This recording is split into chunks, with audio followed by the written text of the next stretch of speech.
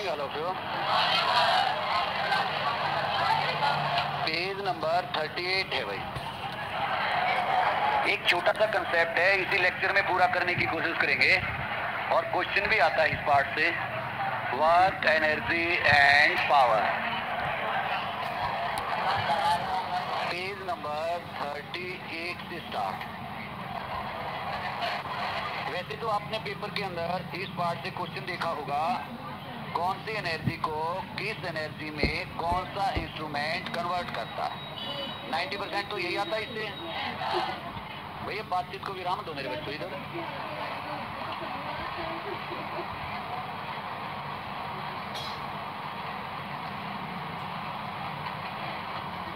ध्यान भी दोगे। सबसे पहले जैसे बात करते हैं वर्क की। अब कोई तुमसे ये कहे कि कार्य क्या है,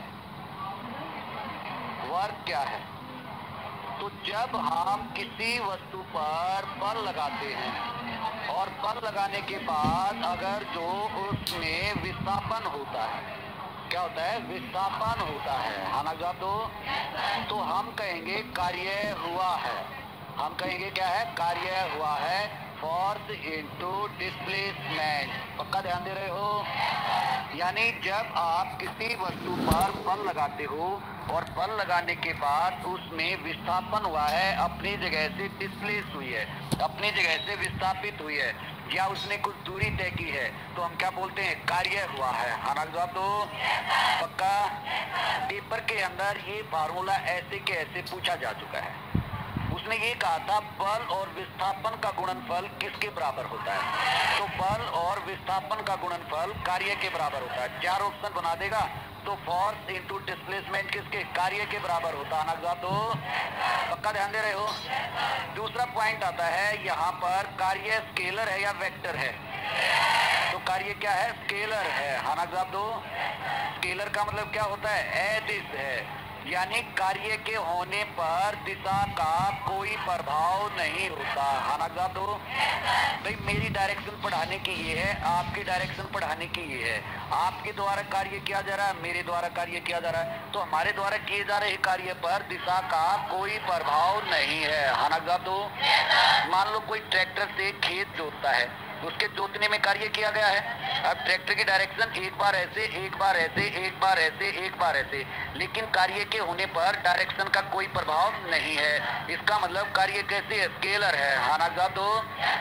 फिर अगला पॉइंट यहाँ पर आता है, इसकी यूनिट से संबंधित। क्या आता है, यूनिट से संबंधित। हाँ ना जवाब दो। एक ऐसा यूनिट होती है और एक सीजीएस यूनिट होती है। पक्का ध्यान दे रहे हो। ऐसा यूनिट कहा जाता है जूल और सीजीएस यूनिट कहा जाता है आर्ग। बहुत बार आता है कार्य का एसआई मात्रक बताओ जूल, कार्य का सीजीएस मात्रक बताओ आर्ग है। हाँ ना जवाब दो। जबकि 1 जूल बराबर होता है 10 की पावर 7 अर्ग के। पक्का। अगले पॉइंट पर चले।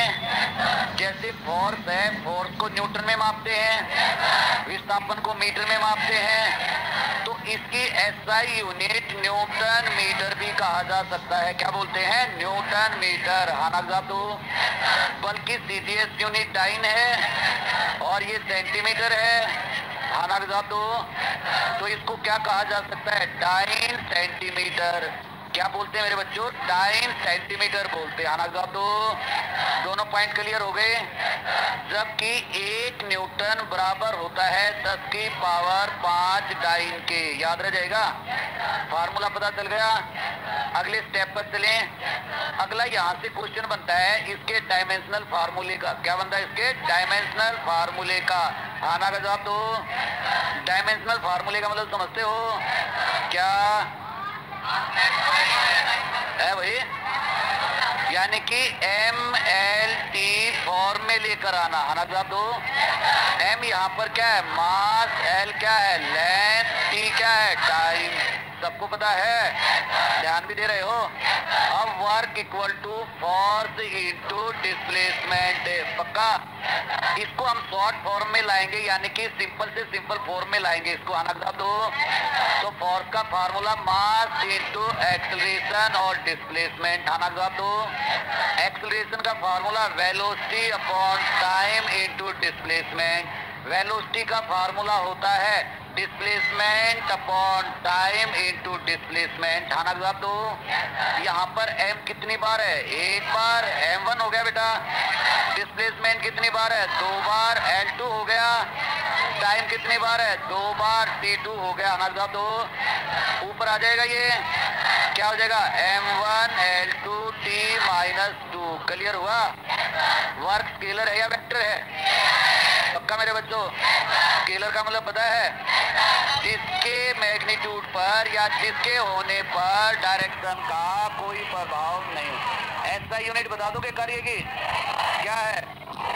दूसरी या क्या बोलते हैं? Newton metre. पक्का? सीजीएस बता दोगे? क्या है? अर्ग। और दूसरी साइन सेंटीमीटर। पक्का? 1 जूल अर्ग में और 1 न्यूटन टाइन में। पक्का? 5 श्योर। अगले स्टेप पर चलें। साइंस ये कहती है कि कार्य, जैसे मैं यहाँ पर खड़ा हूँ और मान लो मैं यहाँ से यहाँ तक गया और फिर यहाँ से यहाँ तक आया। हाँ ना तो कार्य क्या है? सबको पता है? समझ में आया? यानी कि कार्य के होने के आधार पर 3 नेचर है भाई। कार्य के होने के आधार पर 3 नेचर है। यानी जो भी हम काम करते हैं उसके अपने 3 नेचर हैं, या तो पॉजिटिव वर्क, या नेगेटिव वर्क, या जीरो वर्क। हाँ ना तो या क्या कहलाएगा? पॉजिटिव वर्क, या क्या कहलाएगा? नेगेटिव वर्क, या क्या कहलाएगा? Zero work. हाँ ना तो नेचर के आधार पर कार्य कितने प्रकार का है? 3 प्रकार का। पक्का? ध्यान भी दे रहे हो? अब जैसे देखो, अब मैं आपको पढ़ा रहा हूँ, आपको ये बात समझ में आ गई, तो इसका मतलब पॉजिटिव वर्क हो गया। कार्य का नेचर क्या हो गया? पॉजिटिव हो गया। है ना तो अब मैं पढ़ा रहा हूँ और आप पढ़ने की कोशिश नहीं कर रहे, अपोजिट हो गया। तो कैसा हो गया? नेगेटिव वर्क हो गया। है ना तो अब मैं पढ़ा रहा हूँ और आपकी समझ में नहीं आया, तो क्या हो गया? जीरो वर्क हो गया। पक्का? यानी नेचर के आधार पर 3 टाइप का होता है, एक पॉजिटिव, एक नेगेटिव, एक जीरो। है ना तो अगले स्टेप पर आ जाए। पक्का ध्यान दे रहे हो? पॉजिटिव का मतलब होता है जिस दिशा में बल लगाया गया है, अगर जो विस्थापन उसी दिशा में है तो कार्य क्या हो गया? पॉजिटिव हो गया। यानी बल और विस्थापन एक ही दिशा में है तो किया गया कार्य पॉजिटिव है। हाँ ना तो जैसे मान लो सीधा सा ये मार्कर है और मैं इस पर ऐसे फोर्स लगा रहा हूँ, फोर्स की डायरेक्शन भी यही है, डिस्प्लेसमेंट की भी यही है, तो ये कैसा कार्य है? पॉजिटिव है। हाँ ना तो यानी मान लो आप किसी गाड़ी को धक्का दे रहे हो, जब आप गाड़ी को धक्का दे रहे हो तो आगे सड़क रही है, धकेल रहे हो, तो आप उसी तरफ जा रहे हैं जिस तरफ बल लगाया है, तो कैसा कार्य हो गया? पॉजिटिव हो गया। यानी कि 4 ऑप्शन लिखे हों और चारों ऑप्शन में से आपको ये छांटना हो पॉजिटिव कौन सा है, तो आप क्या देखोगे कि बल की दिशा में ही विस्थापन है या नहीं है। है ना तो अगर तो बल की दिशा में ही विस्थापन है तो कार्य क्या है? पॉजिटिव है। ध्यान दे रहे मेरे बच्चों? नेगेटिव का मतलब होता है बल और विस्थापन अपोजिट डायरेक्शन में हो। क्या हो? अपोजिट डायरेक्शन में हो। पक्का ध्यान दे रहे हो? यानी फोर्स और डिस्प्लेसमेंट अपोजिट डायरेक्शन में हो तो ऐसी कंडीशन में कार्य का नेचर क्या हो जाएगा? नेगेटिव हो जाएगा। क्या हो जाएगा? नेगेटिव। हाँ ना जवाब दो। पक्का समझ में आ रहा है? ध्यान भी दे रहे हो? श्योर मेरे बच्चों? अब जैसे आप लोग जानते हैं, अब एक नेगेटिव चार्ज है और दूसरा भी नेगेटिव चार्ज है। हाँ ना जवाब दो। दोनों को एक दूसरे के पास लाएंगे तो ये एक दूसरे से दूर जाने की कोशिश करेंगे। हाँ ना जवाब दो। भाई एक नॉर्थ पोल है, दूसरा भी नॉर्थ पोल है, और मान लो तुमने दोनों को ऐसे करके ऐसे छोड़ दिया तो वो क्या होंगे? अपोजिट जाएंगे। हाँ ना जवाब दो। आपने बल तो इस तरफ लगाया लेकिन वो गए क्या है? अपोजिट डायरेक्शन में। ध्यान दे रहे हो? यानी बल और विस्थापन जब अपोजिट डायरेक्शन में होंगे तो किया गया कार्य क्या होगा? नेगेटिव होगा। पक्का ध्यान दे रहे हो? श्योर समझ रहे हो? अब जैसे ये मार्कर है, अब मैं इस मार्कर को ऐसे लिफ्ट कर रहा हूँ, उठा रहा हूँ, तो मेरे बल के द्वारा किया गया कार्य क्या है? पॉजिटिव है। हाँ ना जवाब दो। क्योंकि मैं जिस तरफ बल लगा रहा हूँ ये उसी तरफ जा रहा है। हाँ ना जवाब दो। लेकिन आप लोग जानते हैं, अगर तो यही कहा जाए पृथ्वी की ग्रेविटी के द्वारा किया गया कार्य क्या है? नेगेटिव है। कहा बेशक मेरे बल के द्वारा ये ऊपर जा रहा है, लेकिन पृथ्वी की ग्रेविटी तो नीचे लगा रही है। तो मेरे अकॉर्डिंग तो ये क्या है, पॉजिटिव। पृथ्वी की ग्रेविटी के अकॉर्डिंग क्या है, नेगेटिव। तो पक्का ध्यान दे रहे हो। अब जैसे इस मार्कर को मैंने ऐसे होल्ड कर रखा, ध्यान दे रहे हो, ऐसे कर रखा है ना, मैं इसको ऊपर रोकना चाह रहा हूँ ना, लेकिन जैसे ही ऐसे होगा तो ये जाएगा किस तरफ, नीचे की तरफ। कुछ बात समझ में आई? पक्का ध्यान दे रहे हो। जैसे मैंने इस मार्कर को ऐसे होल्ड कर रखा तो फोर्स ऊपर की तरफ लग रही है ना, और अगर तो ये हटा देंगे तो किस तरफ जाएगा, नीचे की तरफ। कुछ बात समझ में आई? तो जैसे इस कंडीशन में पृथ्वी की ग्रेविटी के द्वारा तो क्या है, पॉजिटिव, और मेरी फोर्स के द्वारा क्या है, नेगेटिव। तो बात सुन मेरे बच्चों, यानी बल और विस्थापन विपरीत दिशा में होंगे, एक दूसरे के साथ अपोजिट होंगे तो नेगेटिव वर्क होगा। कोई दिक्कत? जीरो वर्क कब होगा, या तो बल जीरो हो जाए या विस्थापन जीरो हो जाए। क्या हो जाए, विस्थापन जीरो हो जाए। इन दोनों में से कोई भी एक जीरो हो जाए तो किया गया कार्य क्या हो जाएगा, जीरो हो जाएगा। नेचर के आधार पर। किसके आधार पर, नेचर के आधार पर। आना तो जैसे भाई आप लोग यहाँ पर आए और यहाँ से पढ़ के वापस घर चले गए तो विस्थापन जीरो हो गया ना। आपकी फोर्स तो जीरो नहीं है, लेकिन विस्थापन क्या हो गया, जीरो हो गया। तो किया गया कार्य क्या हो गया, जीरो हो गया। अब मान लो मैं इस दीवार को धकेलने की कोशिश करूं, फोर्स तो अप्लाई कर रहा हूं, लेकिन वो डिस्प्लेस नहीं हो रही है। किया गया कार्य क्या हो गया, जीरो हो गया। मान लो एक व्यक्ति या ट्रक को लगातार धक्का देने की कोशिश कर रहा है, लेकिन वो अपनी जगह से हिल ही नहीं रहा, तो उसके द्वारा किया गया कार्य क्या हो जाएगा, जीरो हो जाएगा। तो तीनों कंडीशन समझ में आई? पक्का ध्यान दे रहे हो। तो एक तो नेचर कौन सा, पॉजिटिव, एक नेचर कौन सा, नेगेटिव, एक नेचर कौन सा, जीरो। अगले पॉइंट पर चलें। पॉजिटिव कब होगा, जब बल और विस्थापन एक ही दिशा में होंगे। नेगेटिव कब होगा, जब बल और विस्थापन विपरीत दिशा में होंगे। और जीरो कब होगा, बल जीरो या विस्थापन जीरो। आना तो दूसरा पॉइंट आता है, एक बोलते हैं कौन सी कंडीशन में मैक्सिमम वर्क होगा।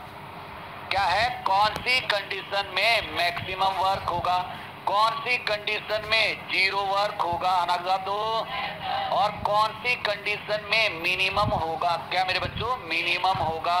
पक्का ध्यान दे रहे हो, चीजें समझ में आ रही हैं। अब जैसे देखो, मान लो सीधा सा ये ब्लॉक है, आना तो, और इस पर ऐसे फोर्स लगाई जा रही है और ये ऐसे जा रहा, आना तो, यानी फोर्स की दिशा और आप लोग जानते हैं विस्थापन की दिशा थोड़ी अलग हो गई, लेकिन पूरी तरह से क्या अपोजिट नहीं है। क्या पूरी तरह से अपोजिट नहीं है। आना तो एक फार्मूला होता है इसी का, work equal to F S cos theta. क्या होता है, एफ एस कोस थीटा। पक्का ध्यान दे रहे हो। इसको आप ऐसे समझ सकते हो, जैसे ये एक सरफेस है, यहाँ पर ये ऑब्जेक्ट है। पक्का ध्यान दे रहे हो। यहाँ पर इस तरह से ये रिजल्टेंट फोर्स है। पक्का ध्यान दे रहे हो। और ये क्या है, डिस्प्लेसमेंट है। फोर्स और डिस्प्लेसमेंट के बीच में एंगल थीटा है। आना तो पक्का ध्यान दे रहे हो। तो जो ये फोर्स का कंपोनेंट है, फोर्स है, इसके दो कंपोनेंट होंगे। एक कंपोनेंट तो क्या होगा, एफ वाई, और एक कंपोनेंट क्या होगा, एफ एक्स। एक क्या होगा भाई, एफ एक्स। आना तो अब जब ये आगे की तरफ जाएगा तो कौन से कंपोनेंट के कारण जाएगा, एफ एक्स के कारण जाएगा। आना तो एफ एक्स को बोलते हैं एफ कोस थीटा। क्या बोलते हैं, F cos theta. F Y को बोलते हैं एफ साइन थीटा। आना तो मान लो किसी वस्तु पर जो बल लगाया गया है वो उसके डिस्प्लेसमेंट के साथ एंगल बना रहा है, तो ये फोर्स लगाने का एंगल बन गया। आना तो फोर्स के हमने दो कंपोनेंट मान लिए, एक वाई एक्सिस और एक एक्स एक्सिस। आना तो वाई एक्सिस में होगा F sine theta, x axis में होगा एफ कोस थीटा। और आप लोग जानते हैं ये वस्तु आगे की तरफ जाएगी तो इस फोर्स कंपोनेंट के कारण जाएगी। आना तो पॉइंट क्लियर हो रहा मेरे बच्चों। और इसी से यहाँ पर क्या आ गया, work equal to F S cos theta. पक्का ध्यान दे रहे हो। इसका मतलब ये हुआ, अगर जो यहाँ पर थीटा इक्वल टू जीरो होगा, थीटा इक्वल टू क्या होगा, जीरो होगा, तो किया गया कार्य मैक्सिमम होगा। क्या होगा भाई, मैक्सिमम होगा। ये पॉइंट को समझ में आया भाई। आप लोग इस सरफेस को मान लो, ये ब्लॉक मान लो, अब आप इस पर ऐसे फोर्स लगा रहे थे, फिर आप ऐसे लगा रहे हो, फिर ऐसे लगा रहे हो और फिर ऐसे लगा रहे हो, है ना जवाब दो। जब आप ऐसे लगा रहे हो तो दोनों पैरेलल हो गए ना, दोनों के बीच में एंगल क्या हो गया, 0। इसी कंडीशन में क्या होगा, मैक्सिमम वर्क होगा। पक्का ध्यान दे रहे हो। 0 वर्क आप लोग जानते हैं जब फोर्स और डिस्प्लेसमेंट एक दूसरे के परपेंडिकुलर होंगे। फोर्स और डिस्प्लेसमेंट क्या होंगे, एक दूसरे के परपेंडिकुलर। मान लो ये यहाँ पर वस्तु रखी है और मान लो इसको इस तरफ सरकाना है और ऐसे इस पर हम फोर्स अप्लाई कर रहे हैं, तो क्या इसको हम इस तरफ मूवमेंट कर सकते हैं भाई। जैसे ये फोन है, मैंने इसको इस तरफ मूवमेंट करना है और मैं ऐसे फोर्स लगा रहा हूँ, क्या इसमें डिस्प्लेसमेंट होगा, नहीं होगा ना। और दोनों के बीच में एंगल कितना बन गया, 90 डिग्री का। कितना बन गया, 90 डिग्री का। हाँ ना जवाब दो। पक्का ध्यान दे रहे हो। तो आप लोग जानते हैं जब कोस 90 डिग्री होगा तो कितना होगा, 0। क्योंकि आप लोग जानते हैं थीटा इक्वल टू 0 का मतलब कोस 0 और कोस 0 की वैल्यू 1 और थीटा इक्वल टू 90 का मतलब कोस 90 और कोस 90 की वैल्यू 0। हाँ ना जवाब दो। पक्का ध्यान दे रहे हो। और जब थीटा इक्वल टू 180 डिग्री, कौन सा होगा, 180 डिग्री, तो कॉस 180 डिग्री की बात है ना, तो कॉस 180 डिग्री -1, तो कैसा वर्क होगा, नेगेटिव होगा, यानी मिनिमम होगा। है ना जवाब दो। कुछ पॉइंट समझ में आया, पक्का ध्यान दे रहे हो, श्योर। अब मैंने एक बना दिया थीटा, यानी कि थीटा लेस देन 90, ध्यान दे रहे हो, और एक बना दिया मैंने थीटा ग्रेटर देन 90। हाँ ना जवाब दो। और एक बना दिया मैंने थीटा इक्वल टू 0 और एक बना दिया मैंने थीटा इक्वल टू 180 या थीटा इक्वल टू 90। कितना है, 90। हाँ ना जवाब दो। अब इसमें मुझे ये बताओ कि कौन सी कंडीशन में पॉजिटिव रहेगा, कौन सी कंडीशन में 0 रहेगा, कौन सी कंडीशन में नेगेटिव रहेगा। थीटा ग्रेटर देन 90 तो क्या आएगा, माइनस आएगा भाई। थीटा ग्रेटर देन 90 क्या है, माइनस आएगा। है ना जवाब दो। और थीटा लेस देन 90 पॉजिटिव आएगा। क्या आएगा, पॉजिटिव। हाँ ना जवाब दो। और थीटा इक्वल टू 180 -1 आएगा। कितना आएगा, -1। और थीटा इक्वल टू 90 0 आएगा। ये बात याद रहेगी, पक्का ध्यान दे रहे हो भाई। एफ एस कोस थीटा है, यहाँ पर हमने थीटा की जगह 180 रख दिया तो -1 आ गया ना। ये पॉइंट समझ में आ गया। ऐसे पेपर के अंदर लिखकर क्वेश्चन पूछ लेगा, बता दोगे, पक्का मेरे बच्चों। अगले स्टेप पर चलें। अब यहाँ पर सबसे ज्यादा जो क्वेश्चन पूछा जाएगा वो पूछे जाते हैं इनके प्रयोग। हाँ ना जवाब दो। जैसे आप लोग जानते हैं बैलगाड़ी है, बैलगाड़ी को खींच रहा है तो किया गया कार्य पॉजिटिव, नेगेटिव या 0, पक्का याद रह जाएगा। घोड़ा गाड़ी है, घोड़ा गाड़ी को खींच रहा है तो किया गया कार्य पॉजिटिव, क्योंकि जिस तरफ घोड़ा खींच रहा है डिस्प्लेसमेंट क्या है, उसी तरफ है। क्लियर हुआ, पक्का। कोई व्यक्ति वर्ताकार पथ पर एक चक्कर पूरा करता है, किया गया कार्य, किया गया कार्य क्या होगा, 0। भाई देखो, मान लो ये सर्कुलर पाथ है, यहाँ से कोई चला और यहाँ से चलने के बाद यहीं पर पहुंच गया तो डिस्प्लेसमेंट 0 हो गया ना।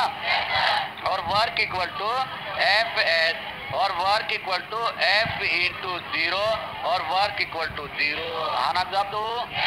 बात समझ में आ रही है। अब जैसे ये मार्कर है, मैं इसको ऐसे लिए जा रहा हूँ तो किया गया कार्य क्या है, पक्का, श्योर। अब मुझे एक बात बताओ, मार्कर पर जो मैं फोर्स अप्लाई कर रहा हूँ वो आगे की तरफ कर रहा हूँ या होल्ड करने के लिए, पक्का, बात समझ में आ रही है, होल्ड करने के लिए है ना। इसका मतलब, और ये मार्कर की पोजीशन किस तरफ है, इस तरफ है। आना जवाब दो। भाई ये मार्कर है, मैंने हाथ में पकड़ रखा था तो फोर्स ऐसे थी ना, और जबकि डिस्प्लेसमेंट क्या था, ऐसे था, और दोनों के बीच में क्या है, 90 डिग्री, तो किया गया कार्य क्या हो गया, 0 हो गया। आना जवाब दो। इसी आधार पर तो बोलते हैं, जैसे प्लेटफॉर्म है, जैसे प्लेटफॉर्म पर आप लोग जानते हैं कुली सामान ढोते हैं, तो उनके द्वारा किया गया कार्य क्या होगा, 0 होगा। क्या होगा, 0। कारण पता है, क्योंकि उनकी फोर्स किस पर है, वजन पर, और जबकि वो क्या है, आगे की तरफ। हाँ ना साहब, तो पक्का ध्यान दे रहे हो, क्लियर हो रहा है, एनी डाउट? तो कूली के द्वारा बोझा ढोने में किया गया कार्य 0।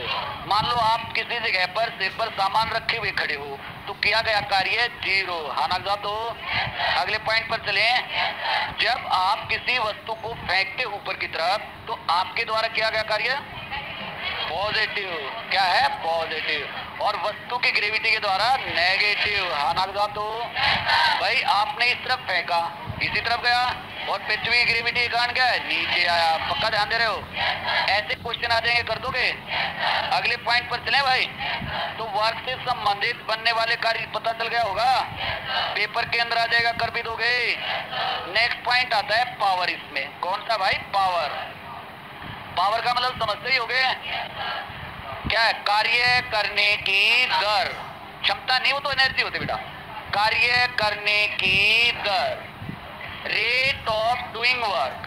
क्या मेरे बच्चों, रेट ऑफ डूइंग वर्क, कार्य करने की दर, रेट ऑफ डूइंग वर्क, वही क्या कहलाता है, पावर कहलाता है ना साहब। तो जैसे क्लास में टीचर बच्चों को मान लो कोई सवाल करने के लिए देता है, कोई जल्दी करके दिखाता है, कोई देर से करके दिखाता है, यानी कि सबके लिए सवाल तो एक ही था, सबके लिए कार्य तो एक ही था। हानाक साहब, तो किसी ने उसको जल्दी करके दिखाया, किसी ने उसको देर से करके दिखाया। हानाक साहब, तो जिसने उसको जल्दी करके दिखाया माइंड पावर ज्यादा है ना, और जिसने देर से करके दिखाया माइंड पावर क्या है, कम है। यही तो मेरे बच्चों, वो देर से क्यों कर पाया, उसकी माइंड पावर ज्यादा नहीं थी, और जिसने जल्दी कर दिया उसकी माइंड पावर क्या थी, ज्यादा थी। हानाक साहब, तो अब जैसे मान लो 10 खिलाड़ी हैं, एथलीट हैं, और 100 मीटर की रेस में 10 दौड़ते हैं, तो सबकी पोजीशन 1 2 3 4 5 6 7 8 9 10 ही तो आएगी। यानी कि पहली पोजीशन उसी की तो होगी जो जल्दी पहुंचा है, और 10वीं पोजीशन उसी की तो होगी जो देर से पहुंचा है। हानाक साहब, तो यानी कि पावर का मतलब होता है कार्य कितनी जल्दी या कितनी देर से हो रहा है। कार्य तो एक ही था, सबको 100 मीटर दौड़ना था। हानाक साहब, तो अब जैसे आप फिजिकल देने के लिए जाते हो, जब आप फिजिकल देने के लिए जाते हो तो रेस होती है, और जो रेस होती है सबके लिए बराबर डिस्टेंस होता है ना। कोई उस रेस को क्या है, समय से पहले, और कोई उसको क्या है, समय के बाद, और कोई उसको क्या है, क्रॉस भी नहीं कर पाता। हानाक साहब, तो इसका मतलब कार्य का सीधा सा रिलेशन किसका है, समय के साथ है। कोई जितना जल्दी उस कार्य को करता है उसकी पावर क्या है, ज्यादा, और कोई जितना देर से उस कार्य को करता है उसकी पावर कम है। हानाक साहब, तो भाई मान लो आपने एक किला सुना होगा, 1 एकड़ सुन रखा है। आप लोग देखो, उसको अगर जो एक तो आइसर ट्रैक्टर से जोता जाए, एक फार्मा ट्रैक 3600 से जोता जाए। हानाक साहब, तो फार्मा ट्रैक वाला जल्दी जोतेगा या आइसर? फार्मा ट्रैक, श्योर है ना, उसकी पावर क्या है, ज्यादा है। या मान लो सीधा सा कार्य तो दोनों को बराबर मिला था। मान लो एक तो पूरे के पूरे 1 एकड़ को एक व्यक्ति हाथ से खोदे कत्ती से, और एक उसको बैल से जुताई कर रहा है, एक उतना ही ट्रैक्टर से। ट्रैक्टर जल्दी समाप्त कर देता ना, ट्रैक्टर की पावर क्या है, ज्यादा। बैल ट्रैक्टर से ज्यादा समझ लेंगे ना, क्योंकि उनकी पावर उससे क्या है, कम, और मनुष्य उससे भी ज्यादा समझ लेगा ना, क्योंकि उसकी पावर क्या है, कम है। हानाक साहब, तो पावर वाला सिस्टम समझ में आया। यानी एक जैसे कार्य को करने में कोई ज्यादा समय लेता है तो पावर कम है, और कम समय लेता है तो पावर ज्यादा है। पक्का? यानी कि P equal to work upon time. Sure? यानी कि पावर का सीधा रिलेशन टाइम से है। पावर का सीधा रिलेशन किससे है, टाइम से है। बात सुन रहे हैं मेरे बच्चों? अब सीधी सी बात है, आप लोग ये 3-4 स्टेयर सेट कराते हैं, मतलब 2-3 फ्लोर। अब कोई तो क्या होता है, उनको चढ़ने में ज्यादा समय, कोई कम समय, लेकिन सबके लिए काम क्या है, बराबर है। हानाक साहब, तो पावर का रिलेशन किसके साथ है, टाइम के साथ है। क्लियर हुआ? अगले पॉइंट पर चलें। मुझे नहीं लगता इसमें कोई दिक्कत होनी चाहिए। अगला पॉइंट ये कहता है पावर की एसआई यूनिट वाट है बेटा। क्या है, वाट है। श्योर? और पावर की सबसे बड़ी यूनिट कहा जाता है मेगावाट। क्या बोलते हैं, मेगावाट। किलोवाट नहीं बोलते, क्या बोलते हैं, मेगावाट। जैसे आप लोग जानते हैं कोई भी थर्मल है या कहीं पर भी बिजली बनती है तो वहां पर स्टोर होती है ना पावर हीट, तो जो स्टोर होती है आप लोग जानते हैं ये बोलते हैं ना मेगावाट। क्या बोलते हैं, मेगावाट, क्योंकि सबसे बड़ी यूनिट क्या है, मेगावाट है। और एसआई किसको बोलते हैं? वाट को बोलते हैं। कोई दिक्कत? अगले स्टेप पर चलें। वर्क को आप लोग जूल से दर्शा सकते हैं, टाइम को हम लोग सेकंड से दर्शा सकते हैं। किससे दर्शा सकते हैं? सेकंड से।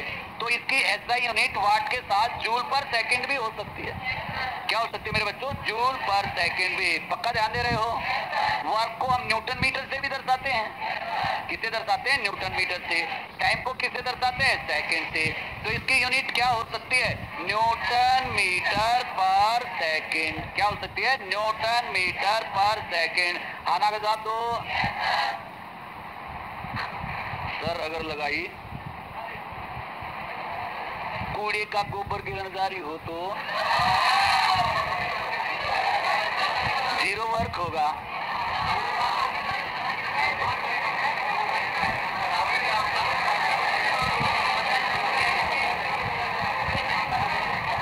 एक लिख रहा कूली सामान लेकर लिफ्ट से ऊपर जा रहा हो तो भाई जब लिफ्ट होगी तो लोग कूली का यूज ना करते। ऐसा है, जब लिफ्ट होगी तो कूली की आवश्यकता ही नहीं है। हालांकि तो इतना पागल कौन होगा जो 50-60 रुपए कूली को देगा? एक तो एक वर्ड का है भाई।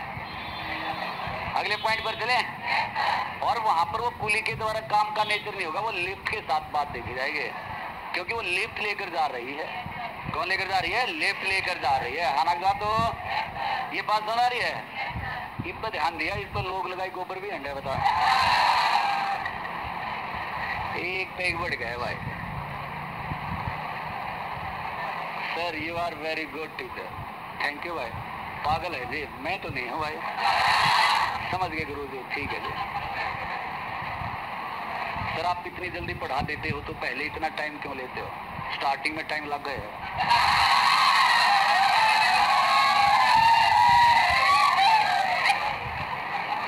भाई किसी काम की स्टार्टिंग होती है तो उसमें क्या है? टाइम लगता है। और जब सेकंड टाइम उसी काम को किया जाता है तो क्या होता है? आसान होगा।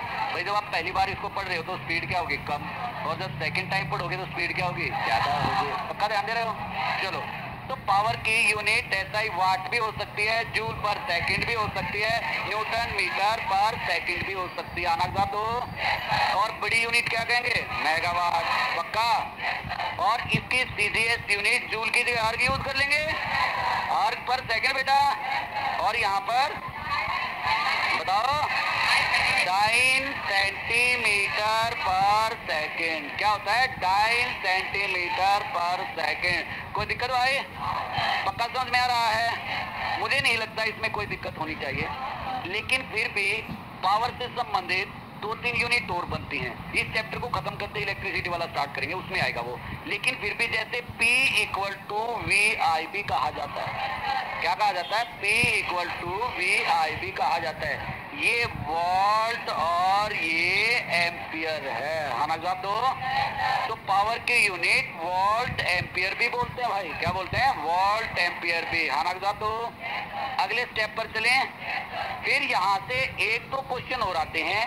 जैसे एक क्वेश्चन आता है 1 हॉर्स पावर कितना होता है? 740 वाट। कई बार क्वेश्चन आता है 1 किलोवाट, 1000 वाट। क्या होता है? 1000 वाट। हाँ ना जवाब दो। कई बार क्वेश्चन आता है 1 मेगावाट 10 की पावर 6 वाट। क्या होगा मेरे बच्चों? 10 की पावर 6 वाट। पक्का ध्यान दे रहे हो? श्योर समझ में आ रहा है? अगले पॉइंट पर चलें। तो 1 हॉर्स पावर को किसके बराबर बोलते हैं? 740 वाट। और 1 किलोवाट क्या होता है? 1000 वाट। और 1 मेगावाट क्या होता है? 10 की पावर 6 वाट। हाँ ना जवाब दो। हम लोग घरों के अंदर ऊर्जा का यूज करते हैं, इलेक्ट्रिक एनर्जी बेटा, जिसको हम बिजली भी बोलते हैं। हाँ ना जवाब दो। और जो इलेक्ट्रिक एनर्जी है या एनर्जी है, इसका व्यवहारिक मात्रक होता है किलोवाट आवर। क्या होता है? Kilowatt hour. कई बार क्वेश्चन आता है विद्युत ऊर्जा का व्यवहारिक मात्रक बताओ या ऊर्जा का कमर्शियल यूनिट व्यवहारिक मात्रक बताओ, तो वो होता है किलोवाट आवर। क्या कहलाता है बेटा? Kilowatt hour. याद रहेगा? ये ऊर्जा का व्यवहारिक मात्रक है। पक्का ध्यान दे रहे हो? कई बार क्वेश्चन आता है 1 किलोवाट को जूल में कन्वर्ट करो। 1 किलोवाट को किस में? जूल में कन्वर्ट करो। हाँ ना जवाब दो। कन्वर्ट कर सकते ना मेरे बच्चों? 1 किलोवाट में कितने वाट हो गए? 1000। कितने हो गए? 1000। हाँ ना साहब? तो 1 घंटे में कितनी सेकंड होगी? 3600। कितनी सेकंड होगी? 3600। और इसका मतलब क्या हो गया? 36 गुणा 10 की पावर 5। हाँ ना साहब? तो ध्यान भी दे रहे हो? यहाँ पर अगर तो इससे 1 डेसिमल आगे आ जाएंगे तो ऊपर पावर बढ़ जाएगी। 3.6 गुणा 10 की पावर 6 जूल। पक्का?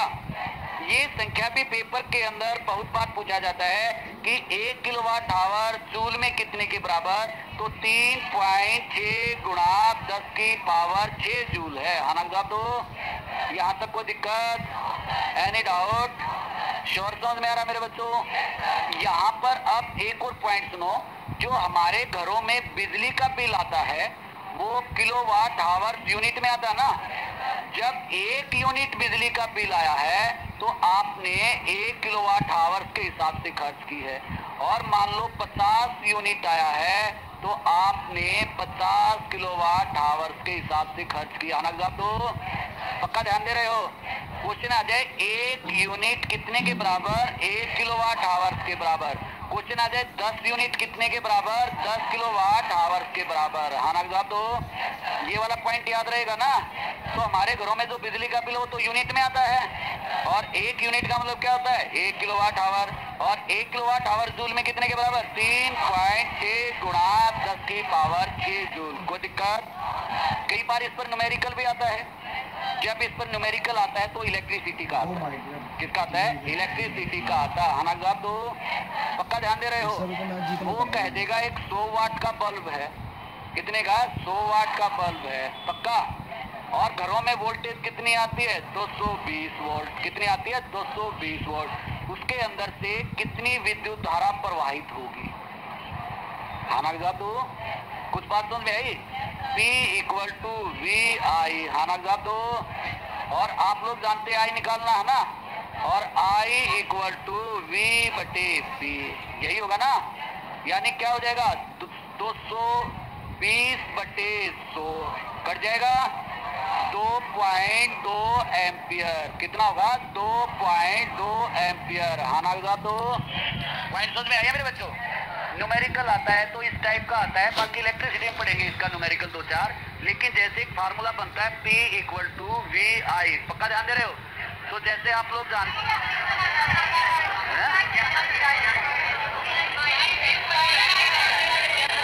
एक मिनट। हाँ भाई बिल्कुल। और I इक्वल टू P बटे V। सॉरी भाई सॉरी। बिल्कुल सॉरी सर्वशक्तिमानो सॉरी। सारा ही गलत नहीं करना भाई, मामला उलझ जाएगा। सॉरी भाई, फार्मूला गलत हो गया। और इसका मतलब यूँ नहीं है कि यूँ जो झरना बना है। हाँ फिर मारूंगा काट के दूध थारा। पक्का ध्यान दे रहे हो? तो I इक्वल टू क्या होगा? P upon V। और P कितना है? 100। और ये कितना है? 220। और 0 से 0 और 10 बटे 22। 22 पंजे 110 लगभग 0.5 एम्पियर। लगभग कितना? 0.5 एम्पियर। 22 पंजे 110 तो होते होंगे। चलिए फ्लो में क्या हूँ 110 हो ना। श्योर मेरे बच्चों? तो कितना होता है? 0.5 एम्पियर लगभग। वैसे 0.45 के लगभग हो जाएगा। अगले स्टेप पर चलें। पक्का ध्यान दे रहे हो? तो इसका मतलब इस तरह से क्वेश्चन आ जाएगा। कर दोगे? पक्का? अगले स्टेप पर चलें। तो ये पावर से संबंधित आने वाले क्वेश्चन थे। अब नेक्स्ट पॉइंट आता है एनर्जी वाला भाई। कौन सा आता है? एनर्जी यानी ऊर्जा से संबंधित। पक्का ध्यान दे रहे हो? यानी आप लोग जानते हैं एनर्जी का मतलब होता है कार्य करने की क्षमता। क्या बोलते हैं? Capacity of doing work. Capacity of doing work, कार्य करने की क्षमता को एनर्जी कहा जाता है। अब एक तो ये है कार्य कितना जल्दी हो रहा है, कितना देर से हो रहा है। और एक कार्य करने की एफिशिएंसी। क्या है? कार्य करने की एफिशिएंसी। हाँ ना जवाब दो। पक्का ध्यान दे रहे हो? अब आप लोग देखो, जैसे मान लो कोई 100 स्टेयर चढ़ता है और कोई मान लो सीधा सा 100 चढ़ नहीं पाता, वो 80 स्टेयर पर जाकर क्या होता है? थक जाता है। तो उसके अंदर कैपेसिटी कितनी थी? 80 स्टेयर चढ़ने की। अब यहाँ पर कार्य करने की क्षमता के साथ टाइम का कोई रिलेशन नहीं है और पावर के साथ क्या है? टाइम का रिलेशन है। हाँ ना जवाब दो। पक्का ध्यान दे रहे हो? श्योर? अब इसको देखो, कार्य एक ही था ट्रैक्टर ने उस खेत को जल्दी जोत दिया, मनुष्य ने क्या है देर से। तो मनुष्य को ज्यादा वाही मिलेगी या ट्रैक्टर को? मनुष्य को ज्यादा वाही मिलेगी। जब एनर्जी की बात होगी तो किसको? मनुष्य को ज्यादा। बेशक उसने क्या है देर से किया है, क्या किया है? देर से किया है, लेकिन उसके पास भी capacity of doing work tractor जितना था भाई। कितना था? ट्रैक्टर जितना था। कुछ बात समझ में आई भाई? भाई ट्रैक्टर तो रोज जोतता है, लेकिन कोई मनुष्य चाहे उसको 4 दिन में एक तरह से उसको खोद पा रहा है, लेकिन ये कहेंगे हाँ भाई बड़ी पावर है, बड़ी एनर्जी है। हाँ जवाब दो, पक्का ध्यान दे रहे हो? क्लियर हो रहा है? यानी यहाँ पर टाइम का रिलेशन नहीं है, यहाँ पर केवल किसका रिलेशन है? कैपेसिटी ऑफ डूइंग वर्क, कार्य करने की क्षमता का है। हाँ जवाब दो। आप लोग जानते हो ना, जब रेस होती है, मान लो मैराथन है, मान लो 8000 मीटर की, 5000 मीटर की है, और कोई दौड़ लगा रहा है, तो उसको सारे कवर नहीं कर पाते। कुछ क्या होते हैं बीच में स्टॉप कर देते हैं, और कुछ लास्ट तक भी दौड़ता रहता है, यानी कि वो झंडे उठाने वाले भी जाने को हो जाते हैं। हाँ जवाब दो। तारीफ की जाती है ना उसकी भी, हाँ भाई इसने इस काम को क्या पूरा किया है, बेशक चाहे समय कितना भी लगा हो। एनर्जी तो उसके पास भी थी ना उसको करने की, लेकिन समस्या क्या?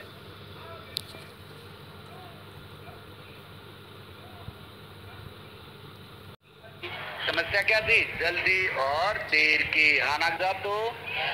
तो कार्य करने की क्षमता को हम एनर्जी बोलते हैं। जो भी वर्क की यूनिट है और जो भी वर्क का फार्मूला, सॉरी डायमेंशनल फार्मूला है, हाँ ना जवाब दो, वो सारा का सारा एक तरह से एनर्जी भी है। यानी कि वर्क को जूल में मापते हैं, एनर्जी को भी जूल में मापते हैं। वर्क को हम लोग न्यूटन मीटर में मापते हैं, एनर्जी को भी हम न्यूटन मीटर में माप सकते हैं। आना जवाब दो, पक्का ध्यान दे रहे हो? वर्क को आप लोग जानते हैं डाइन सेंटीमीटर में, इसको भी किस में माप सकते हैं? डाइन सेंटीमीटर में। जैसे M1 L2 T-2, वर्क का dimensional formula M1 L2 T-2 है, एनर्जी का भी dimensional formula M1 L2 T-2 है। वर्क को हम स्केलर बोलते हैं, एनर्जी को भी हम क्या बोलते हैं? स्केलर बोलते हैं। हाँ जवाब दो, पक्का ध्यान दे रहे हो? क्योंकि एनर्जी पर भी डायरेक्शन का कोई प्रभाव नहीं पड़ता, और जिस पर डायरेक्शन का कोई प्रभाव नहीं पड़ता वो हमेशा स्केलर कहलाती है। हाँ जवाब दो। स्केलर की ही तो मेन पहचान होती है। आप कोई भी मान लो आपको पेपर के अंदर ये ढूंढना पड़ जाए कौन सी स्केलर है कौन सी वेक्टर, 4 नाम तो लिखे होंगे, तो आपको ये देखना है कौन सी डायरेक्शन से प्रभावित होती है। मान लो आप इस बात को क्लियर नहीं कर पाते कि कौन सी डायरेक्शन से प्रभावित होगी, फिर दूसरा आपने ये देखना होता है इसमें से कौन सी जीरो नहीं हो सकती। कौन सी क्या है? जीरो नहीं हो सकती। हाँ ना जवाब दो, पक्का ध्यान दे रहे हो? और तीसरा फिर आपको ये देखना इसमें से कौन सी नेगेटिव हो सकती है, क्योंकि जो जीरो हो सकती है और जो नेगेटिव हो सकती है और जिस पर डायरेक्शन का प्रभाव पड़ेगा वो सारी वेक्टर है। क्या है? वेक्टर है। जैसे डिस्टेंस जीरो हो सकता है? नहीं हो सकता ना।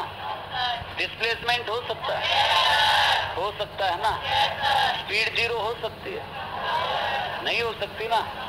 वेलोसिटी हो सकती है ना। पक्का समझ में आया? फोर्स जीरो हो सकती है ना।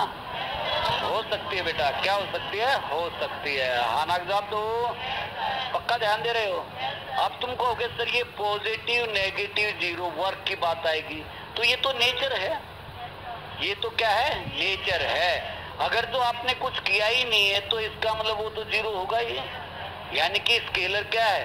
जीरो नहीं हो सकती कभी भी। स्केलर क्या है? कभी भी जीरो नहीं हो सकती। स्केलर का मतलब ये होगा कि उसका कुछ ना कुछ मैग्नीट्यूड जरूर होगा। उसका मैग्नीट्यूड क्या होगा? जरूर होगा। ये पहचान होती है। तो स्केलर और वेक्टर लिखा होगा, पहचान लोगे? पक्का ध्यान दे रहे हो? अब यहाँ पर आता है एक छोटा सा पॉइंट जिसको हम लोग बोलते हैं मैकेनिकल एनर्जी। क्या बोलते हैं? मैकेनिकल एनर्जी, यांत्रिक ऊर्जा। और यांत्रिक ऊर्जा होती है potential energy plus kinetic energy. Potential energy को बोलते हैं स्थितिज ऊर्जा। क्या बोलते हैं? स्थितिज ऊर्जा। और काइनेटिक एनर्जी को बोलते हैं गतिज ऊर्जा। हाँ ना का जवाब दो, पक्का ध्यान दे रहे हो? और इन दोनों के सम को कहा जाता है मैकेनिकल एनर्जी। हम मनुष्य जो भी काम कर रहे हैं मोस्टली ये दो ही एनर्जी पर डिपेंड है हमारी लाइफ, पोटेंशियल एनर्जी पर और काइनेटिक एनर्जी पर। हाँ ना जवाब दो। और इन दोनों के सम को हम क्या बोलते हैं? Mechanical energy. Due to object position potential energy और due to motion kinetic energy. किसी वस्तु के अंदर गति के कारण जो उत्पन्न ऊर्जा है वो काइनेटिक एनर्जी, और किसी वस्तु में स्थिति के कारण जो ऊर्जा है वो पोटेंशियल एनर्जी। हाँ ना जवाब दो। तो यहाँ पर पहला क्वेश्चन तो यही बन गया पेपर के अंदर, 4 ऑप्शन लिख देगा और ये कह देगा निम्नलिखित में से कौन सा काइनेटिक एनर्जी का उदाहरण है या निम्नलिखित में से कौन सा पोटेंशियल एनर्जी का उदाहरण है। हाँ ना जवाब दो। पक्का ध्यान दे रहे हो? यानी जिस ऑप्शन में आपको पोजीशन के कारण एनर्जी महसूस होती है तो वो क्या है? पोटेंशियल। और जिसमें आपको काइनेटिक के कारण महसूस होती है वो काइनेटिक। हाँ ना जवाब दो। पक्का ध्यान दे रहे हो? दूसरा, जब भी हम वर्टिकल की बात करते हैं, हाइट के अनुसार बात करते हैं तो पोटेंशियल होती है। किस पर प्रभाव पड़ रहा है? पोटेंशियल पर पड़ रहा। हाँ ना जवाब दो। और जब हम मोशन की बात करेंगे तो काइनेटिक एनर्जी। क्या है? Kinetic energy. पक्का ध्यान दे रहे हो? चीजें समझ में आ रही हैं? श्योर? पक्का? अब जैसे मान लो ये मार्कर है, मैं इसको ऐसे ऊपर की तरफ उठा रहा हूँ, पोजीशन चेंज हो रही है ना, कौन सी एनर्जी स्टोर हो रही है? पोटेंशियल एनर्जी स्टोर हो रही है। हाँ ना जवाब दो। अब ये मार्कर फ्री फॉल नीचे गिर रहा है, कौन सी है? काइनेटिक। तो यानी कि हाइट कम होती जा रही है ना, हाइट बढ़ेगी तो पोटेंशियल एनर्जी बढ़ेगी, हाइट घटेगी तो काइनेटिक एनर्जी बढ़ेगी और पोटेंशियल एनर्जी घटेगी। उल्टा होती है दोनों। क्या होती है? उल्टा। अब पोटेंशियल एनर्जी काइनेटिक में और काइनेटिक एनर्जी पोटेंशियल में। इसी को हम क्या बोलते हैं? Law of conservation of mass. इस यूनिवर्स के अंदर जब इस यूनिवर्स का निर्माण हुआ आज भी उतना ही एनर्जी है, और जितना कि उस समय था, केवल एनर्जी एक रूप से दूसरे रूप में ट्रांसफर हो सकती है। ये कभी भी क्या समाप्त नहीं होती। हाँ ना जवाब दो। पक्का ध्यान दे रहे हो? केवल इसको हम अगर जो अपनी डेली लाइफ में बात करते हैं ना, तो जब एनर्जी हीट के रूप में लॉस होती है ना, उसको वापस नहीं कन्वर्ट कर पाते। इसी कारण ये एनर्जी की समस्या खड़ी होती है। जब एनर्जी हीट के रूप में लॉस होती है ना, उसको वापस हम कन्वर्ट नहीं कर पा सकते। जैसे आपके पास गैस का सिलेंडर है, उसमें गैस के अंदर एनर्जी है, आप उसी एनर्जी से पानी को गर्म करते हो, और जो उसके अंदर वो केमिकल एनर्जी है वो हीट में चली गई। हाँ ना जवाब दो। जब वो हीट में चली गई तो आप लोग जानते हैं कुछ तो वर्क में कन्वर्ट हो गई। किस में कन्वर्ट होगी? वर्क में कन्वर्ट होगी। हाँ ना जवाब दो। और कुछ कहाँ चली गई? इन्वायरमेंट में चली गई। कहाँ पर चली गई? इन्वायरमेंट। अब जो हीट के रूप में इन्वायरमेंट में चली गई, ऐसा सिस्टम है ही नहीं, उसको हम कन्वर्ट कर लें। उसको हम क्या कर लें? कन्वर्ट कर लें। हाँ ना जवाब दो। लेकिन जो नेचुरल है ना, नेचुरल सिस्टम जो है उसमें ये कन्वर्ट होती रहती है। नेचुरल सिस्टम में क्या है? ये कन्वर्ट होती रहती है। अब नेचुरल सिस्टम में कैसे कन्वर्ट होती रहती है? जो हम अपने में यूज करते हैं ना, जो हीट लॉस होता है उसको कन्वर्ट नहीं कर सकते, लेकिन नेचुरल बहुत होती है। अब सूर्य की गर्मी पृथ्वी पर हीट के रूप में आ रही है। किसके रूप में आ रही है? हीट के रूप में आ रही है। और आप लोग जानते हैं पानी जो होता है उसी हीट को लेकर वाष्पित हो जाता है। हाँ ना जवाब दो। और फिर वही पानी हाइड्रो एनर्जी के रूप में क्या है? वापस आता है। हाइड्रो एनर्जी के रूप में क्या है? वापस आता है। लेकिन हमारे पास जैसे हमने गैस का यूज किया, वो हीट में कन्वर्ट होकर इन्वायरमेंट में चली गई, उसको वापस कन्वर्ट करने का सिस्टम नहीं है। हाँ ना जवाब दो। पक्का ध्यान दे रहे हो? और इसी कारण हम लोगों को क्या होता है? एनर्जी की समस्याएं आगे दिखाई दे रही हैं। हाँ ना जवाब दो भाई। पक्का ध्यान दे रहे हो? अगले स्टेप पर चलें। तो पोटेंशियल एनर्जी काइनेटिक में और काइनेटिक पोटेंशियल में। और दोनों एनर्जी का कांस्टेंट हमेशा दोनों का सम हमेशा कांस्टेंट रहता है। इसी को हम बोलते हैं law of conservation of energy. हाँ ना जवाब दो पक्का। देखो हर सब्जेक्ट के कुछ ना कुछ क्वेश्चन पेपर में जरूर सोल्व होने चाहिए, इस बात को अपने दिमाग में बैठा लियो। सही बता रहा हूँ, किसी के सारे सोल्व होने चाहिए, किसी के कुछ होने चाहिए, किसी के ज्यादा